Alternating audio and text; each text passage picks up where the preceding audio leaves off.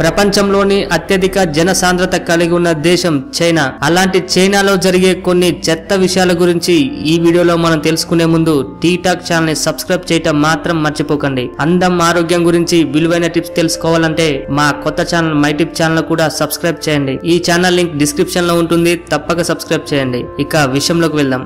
సాధారణంగా మన దేశంలో కానీ ప్రపంచ దేశాల్లో కానీ అమ్మాయిలైనా అబ్బాయిలైనా వారి అందాన్ని ఎక్కువగా పెంచుకోవటానికి ప్లాస్టిక్ సర్జరీ చేయించుకుంటూ ఉంటారు. ఇలాంటి సర్జరీలు మరీ ఎక్కువగా మోడల్స్ మరియు సినిమా యాక్టర్స్ చేయించుకుంటూ ఉంటారు. అయితే చైనాలో రీసెంట్ గా జరిగిన సర్వేలో బయటపడ్డ భయంకరమైన నిజం ఏంటంటే అక్కడ 100లో 90% అమ్మాయిలు ప్లాస్టిక్ సర్జన్ దగ్గరికి వెళ్లి తమ వర్జినిటీ సర్జరీ చేయించుకుంటారట. దీని వల్ల వారి పెళ్లైన తర్వాత వారి భర్త ముందు నిజంగా వర్జిన్ అని ప్రూవ్ చేసుకోవటానికి ఇలాంటి సర్జరీలు ఎక్కువగా చేయించుకుంటుంటారట. దీనికి రిలేటెడ్ గా జరిగిన మరో సర్వే ప్రకారం చైనాలోని అధిక శాతం అమ్మాయిలకు 20 ఏళ్ల వయసు రాగానే పెళ్లైపోవడమో లేక వారి కన్యత్వం పోవడమో జరుగుతుందట. అందువల్ల చైనాలోని అబ్బాయిలు 20 ఏళ్లు దాటిన అమ్మాయిని పెళ్లి చేసుకోవటానికి నిరాకరిస్తుంటారు. చైనాలోని ప్రజలకు ఆకలి ఎక్కువగా ఉంటుందట. అందుకే వారు ఈ భూమి మీద ఉన్న కీటకాల నుంచి జంతువుల వరకు వేటిని వదిలిపెట్టకుండా తింటుంటారు. చివరికి కుక్కలను పిల్లులను కూడా వదిలిపెట్టకుండా తింటుంటారట.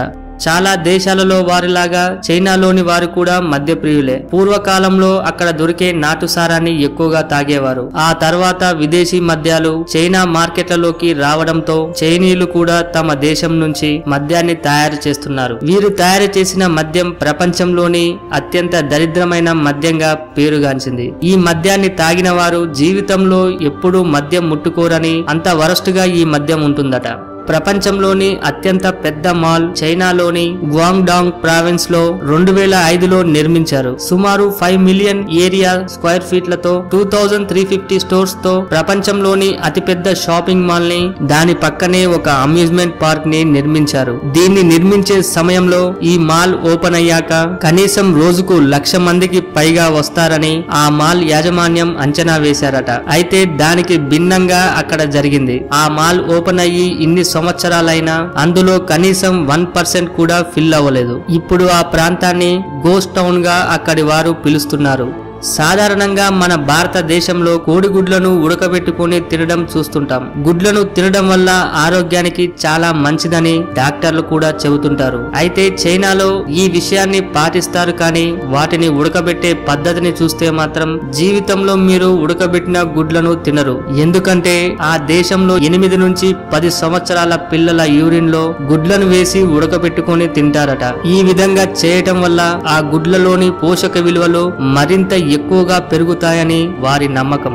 చూసారుగా చైనాలో జరిగే చెత్త విషయాలు. ఈ వీడియో పైన మీ విలువైన అభిప్రాయాన్ని కామెంట్ రూపంలో పంపించడం మాత్రం మర్చిపోకండి. ఈ వీడియో మీకు నచ్చినట్టయితే లైక్ చేయండి, షేర్ చేయండి. ఇలాంటి మరికొన్ని ఇంట్రెస్టింగ్ విషయాల గురించి తెలుసుకోవాలంటే టీ టాక్ ఛానల్ ని సబ్స్క్రైబ్ చేయడం మాత్రం మర్చిపోకండి. అందం ఆరోగ్యం గురించి విలువైన టిప్స్ తెలుసుకోవాలంటే మా కొత్త ఛానల్ మై టిప్ ఛానల్ కూడా సబ్స్క్రైబ్ చేయండి. ఈ ఛానల్ లింక్ డిస్క్రిప్షన్ లో ఉంటుంది, తప్పక సబ్స్క్రైబ్ చేయండి. Thank you for watching.